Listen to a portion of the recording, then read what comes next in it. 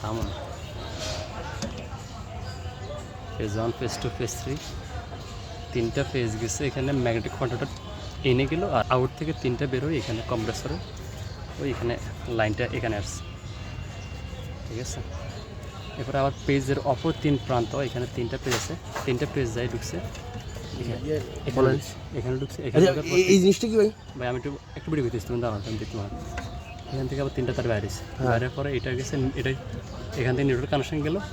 আর 2 নম্বরটা এটা আসছে এখানে তোমার অ্যারোর যে লাইটটা আছে এখানে 3 নম্বর যেটা আসছে 3 নম্বরটা গেছে ম্যাগনেটিক কন্ডাক্টর তোমার ইয়ারি রিটার্ন পেজে গেছে আর ওই একই পয়েন্ট থেকে বের হয়ে এটা আসছে এখানে এখানে আসছে যেটা মানে